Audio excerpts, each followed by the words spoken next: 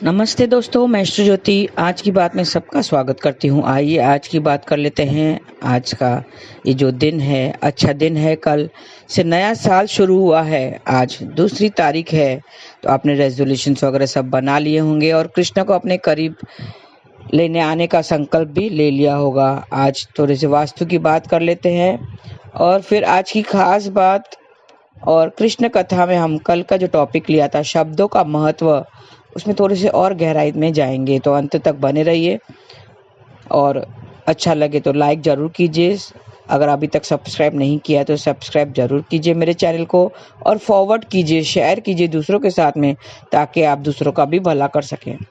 आइए वास्तु की बात कर लेते हैं। तुलसी की बात करते हैं, तुलसी के पौधे की बात करते हैं। तुलसी का पौधा वास्तु की दृष्टि से शुभ होता है। तुलसी के पौधे को लक्ष्मी का रूप बताया गया है। तुलसी का पौधा लगाने से नेगेटिविटी दूर हो जाती है सारी, और सेहत संबंधी समस्याओं से मुक्ति दिलाती है तुलसी। ये परिवार की आर्थिक स्थिति भी बढ़ाती है और आर्थिक स्थिति के लिए शुभ होता है। तो ये थी तुलसी की बातें। घर में तुलसी जरूर लगाएं और देखेंगे आपकी सारी नेगेटिविटी दूर हो जाएगी और आपके विचार भी अच्छे होने लगेंगे। विचार में भी बदलाव जरूर आएगा। तो वास्तु की बात हो गई। अब सौभाग्य योग की बात करते हैं और तिथि की बात करते हैं। षष्ठी तिथि आज शाम 5:12 तक रहेगी। उसके बाद सप्तमी तिथि लग जाएगी। आज से कल सुबह 5:33 तक सौभाग्य योग रहेगा। सौभाग्य योग जो नाम से ही पता चलता है, सौभाग्य देने वाला है, भाग्य को बढ़ाने वाला है, सदा मंगल करने वाला होता है। आज शाम 5:12 से कल सूर्योदय तक त्रिपुष्कर योग रहेगा। त्रिपुष्कर योग में आप बहुमूल्य चीज़ों की खरीदारी करना शुभ होता है और बहुमूल्य की सोना चांदी वगैरह खरीदारी कर सकते हैं त्रिपुष्कर में। इसका 3 गुना फल मिलता है। पूरे काम पूरा करने के लिए की गई कोशिशों का 3 गुना फल आपको जरूर मिलेगा। आज सुबह 11:40 के बाद उत्तरा फाल्गुनी नक्षत्र लग जाएगा। इस नक्षत्र का पहला चरण सिंह राशि में और बाकी चरण कन्या राशि में आते हैं और इसका स्वामी सूर्यदेव है। तो सूर्यदेव की उपासना कीजिए, सूर्य को जल चढ़ाए, अर्घ्य चढ़ाए और मंत्र जाप कीजिए सूर्य का। ओम घृणी सूर्याय नमः, ऐसा 11 बार आपको जाप करना है, अर्घ्य चढ़ाना है। मैंने विधि आपको बता दी है, आप मेरे पिछले वीडियोज में देखकर आप जान सकते हैं। और इसका संबंध पाकड़ के पेड़ से बताया गया है। तो पाकड़ के पेड़ को आज नमस्कार करें, उपासना करें और इससे किसी प्रकार का नुकसान न पहुंचाएं। आज की खास बात है, आज बुध का मार्गी गोचर है, मतलब बुध वक्री चल रहा था तो आज वो मार्गी हो गया है। वृश्चिक राशि में मार्गी होंगे। 27 नवंबर को 2023 की सुबह 5:55 पर बुध धनु राशि में गए थे और 13 दिसंबर 2023 की दोपहर 12:40 पर बुध धनु में वक्री हो गए थे। धनु राशि में उन्होंने गोचर किया था, फिर 13 दिसंबर को वक्री हो गए थे। फिर 28 दिसंबर 2023 की सुबह 11:27 पर वृश्चिक राशि में प्रवेश कर रहे थे। वक्री गोचर से ही वक्री होते हुए वो पीछे की राशि में चले गए थे। धनु 9th राशि है तो वृश्चिक 8th राशि है, 8वीं राशि में, मतलब उल्टी चाल चलते हुए वह वृश्चिक राशि में प्रवेश कर चुके थे। आज सुबह 8:36 पर बुध वृश्चिक राशि में मार्गी हो गए हैं। अभी वृश्चिक राशि में ही मार्गी हो गए हैं और आज वृश्चिक राशि में मार्गी हो गए। जो बुध ज्योतिष, शिल्प, कंप्यूटर, वाणी और बुद्धि का कारक है, 10वें भाव का भी कारक है। ये बुद्धि और वाणी के देवता माने जाते हैं। इसका सीधा प्रभाव दिमागी मेहनत करने वालों के कामों पर पड़ता है और एक गले और कंधों का इसका बड़ा प्रभाव रहता है। बुध का मार्गी गोचर अलग अलग राशियों में थोड़ा सा इफेक्ट करेगा और ये 7 जनवरी पे यहीं रहेंगे, इसी राशि में रहेंगे, फिर वापस धनु राशि में चले जाएंगे। तो 7 जनवरी तक आपको ध्यान रखना है। 7 जनवरी के बाद आप फिर मैं गोचर के बारे में बताऊंगी। तो आपको क्या करना, थोड़े से उपाय करने हैं। अभी तक आपको सपोज किसी वाणी या कम्युनिकेशन आपकी गलत हो गई हो या कुछ गलत असर पड़ा हो, वाणी खराब हो गई हो, तो अब वो सब सुधर जाएगी, वाणी आपकी सुधर जाएगी। कम्युनिकेशन जिसे नहीं हो रहा हो उससे कम्युनिकेशन हो जाएगा। और जो बिजनेस में कुछ आपको तकलीफें आ रही थी, वक्री बुद्धि के कारण कुछ बिजनेस में तकलीफें आ रही थी, तो वो आप सब ठीक हो जाएंगे। मार्गी अभी मार्गी होना मतलब वो डायरेक्ट हो गया है, वो अपनी गति से चलेगा और सीधी गति से चलेगा। तो इससे आपके सारे कार्य जो जिसमें उलझने आ रही थी वो अब सही हो जाएंगे, सब ठीक हो जाएंगे। थोड़े से उपाय आप कर लें तो आपके जो शुभ परिणाम आपको जरूर मिलेंगे। बुद्ध का मार्गी होने से आपको माँ दुर्गा की उपासना करनी है, ग्रीन चीजों से कनेक्ट करना है, ग्रीन चीजों का दान करना है, गाय को घास खिलाना है, गाय को घास खिलाएं। और ग्रीन कपड़ा आप वस्त्र दान कीजिए, ग्रीन कपड़ा दान कीजिए, गाय को घास खिलाएं। और अपने बुआ और मौसी को कुछ गिफ्ट जरूर दें, ग्रीन कपड़ा गिफ्ट देना है आज। तो माँ दुर्गा की उपासना करें। और बुद्ध का मंत्र है ओम ब्राम ब्रीम ब्रॉम सह बुद्धाय नमः, ऐसा आपको जाप करना है। आपके उसको अच्छे परिणाम पाने के लिए कौन सा मंत्र जाप करना है? ओम ब्राम ब्रीम ब्रॉम सह बुद्धाय नमः, ऐसा आपको जाप करते रहना है। और माँ दुर्गा की उपासना करनी है, ग्रीन चीज़ों से कनेक्ट रहना है। तो इस तरह से आप अपने जो अच्छे परिणाम है उसका आप लाभ ले सकेंगे। आपकी आर्थिक स्थिति भी मजबूत हो जाएगी, भाई बहनों के साथ रिश्ते बेहतर हो जाएंगे, भाई बहनों से रिश्ते बेहतर हो जाएंगे, आर्थिक स्थिति मजबूत होगी। और हरे मूंग को भिगोकर सुबह जानवरों को खिला दें, रात में हरे मूंग को भिगोकर सुबह जानवरों को खिला दें। आपकी बौद्धिक क्षमता भी बढ़ेगी। और चांदी की कोई चीज धारण करके रखें 7 जनवरी तक, चांदी की चीज कोई भी धारण करना है आपको। हरे रंग के कपड़े आप दान कर सकते हैं, तो इसका आपको शुभ फल मिलेगा। मंदिर में मिट्टी का घड़ा भी दान कर सकते हैं, मंदिर में मिट्टी का घड़ा दान करें। और शिक्षा के क्षेत्र में आपकी संतान भी आगे बढ़ेगी। माँ दुर्गा की उपासना करनी है, घी का दीपक जलाना है।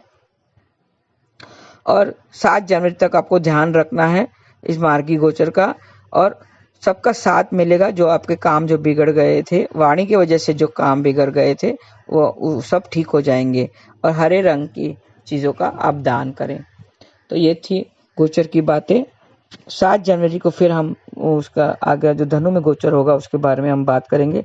अब कृष्ण कथा में हम जो ने कल विषय लिया था शब्दों का महत्व, मैंने कल बताया था शब्द दर्पण की तरह होते हैं। जो आपके मन में होता है वही शब्दों के रूप में बाहर आता है।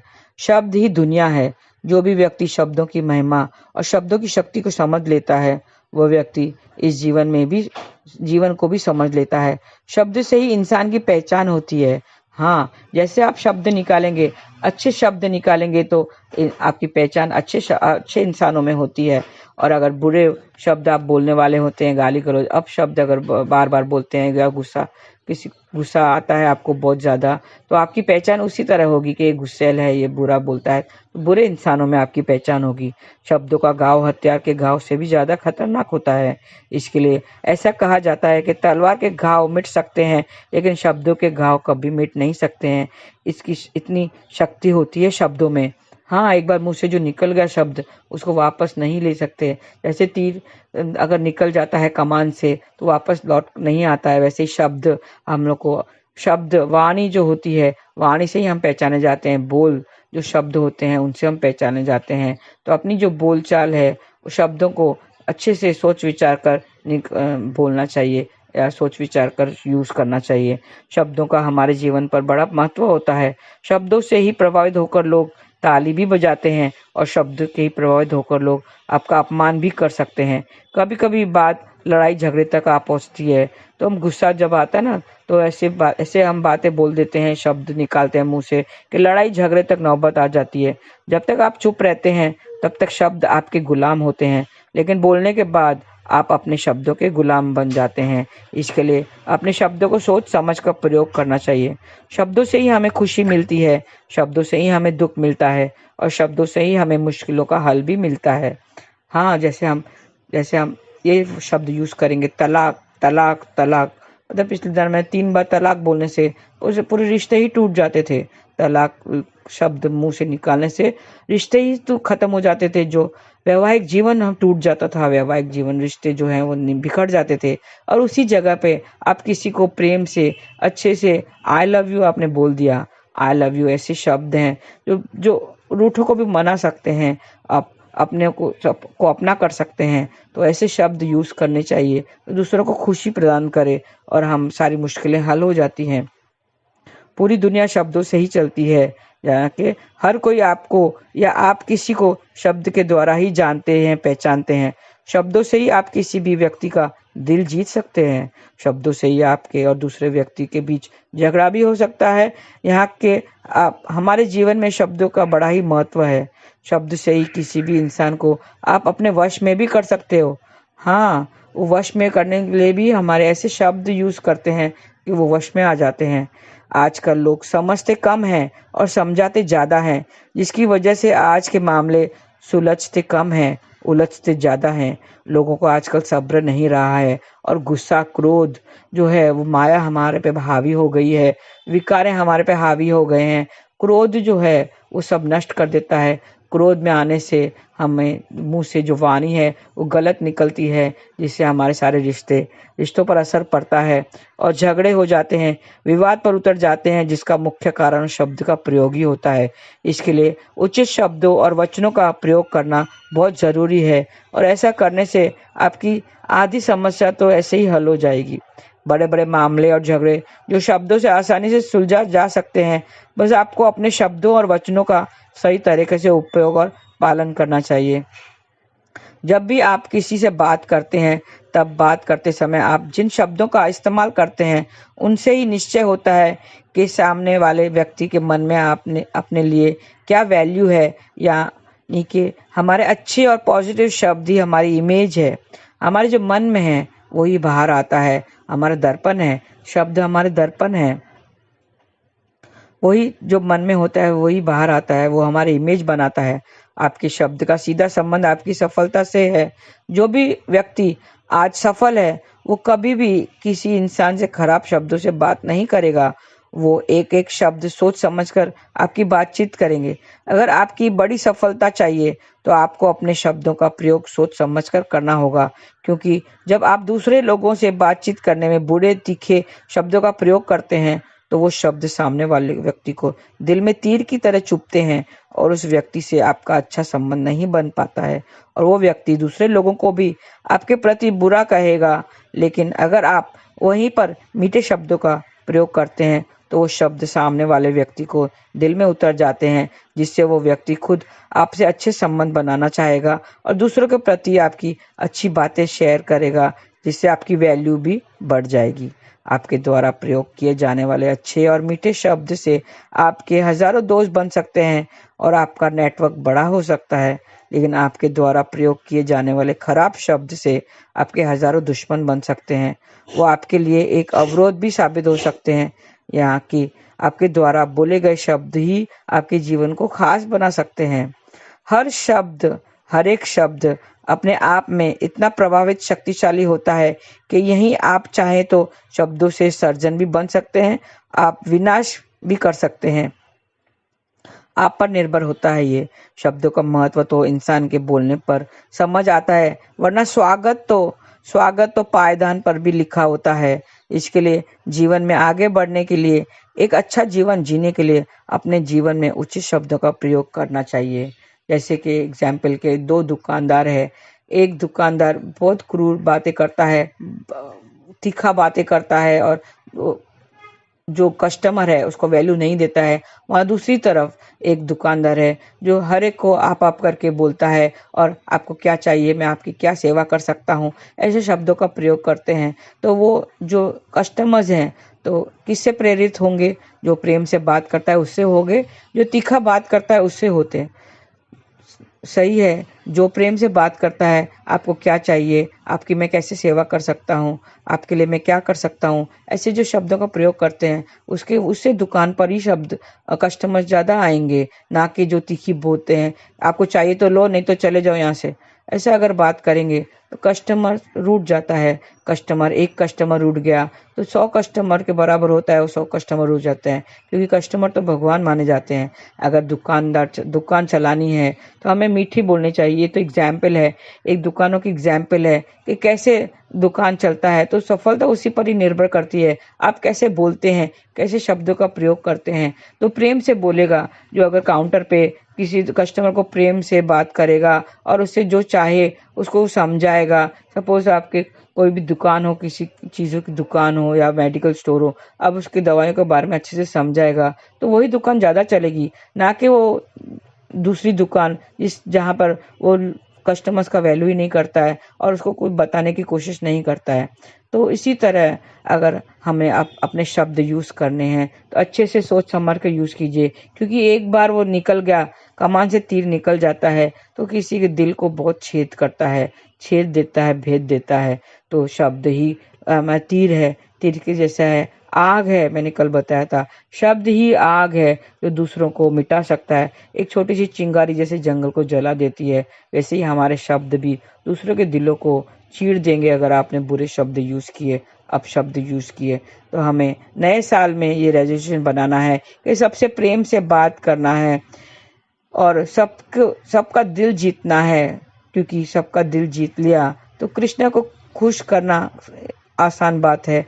सबका दिल जीत लिया तो हमने कृष्णा का दिल जीत लिया, क्योंकि कृष्णा हर दिल में बैठा हुआ है, हर एक दिल में कृष्णा है, सबके पास कृष्णा है। तो हमें लोगों का दिल जीतना है, प्रेम करना है और अच्छे अच्छे शब्द यूज़ करने हैं। और वैसे ही बुद्ध, आज मैंने बताया था कि बुद्ध डायरेक्ट हो गया है, तो आपको वाणी बुद्धि से सही इस्तेमाल करना है, वाणी का सही इस्तेमाल करना है। क्योंकि वो गाना भी कह गया ना, कौन सा गाना है वाणी पे, एक दिन मिट जाएगा माटी के बोल, जग में रह जाएंगे प्यारे तेरे बोल। क्या कहा है, एक दिन मिट जाएगा माटी के मोल, जग में रह जाएंगे प्यारे तेरे बोल।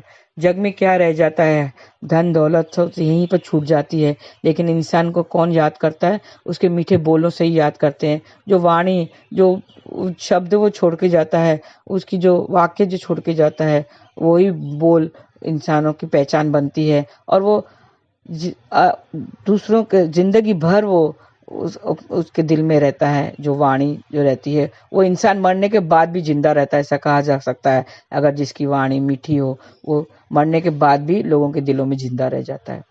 तो आशा करती हूँ कि आपने ये एक रेजोल्यूशन बनाया होगा कि सबको खुश करना है, सबको प्रेम से बात करनी है और अपना जीवन को सफल बनाना है। आज के लिए इतना ही। धन्यवाद। आपका दिन शुभ रहे। हरे कृष्णा।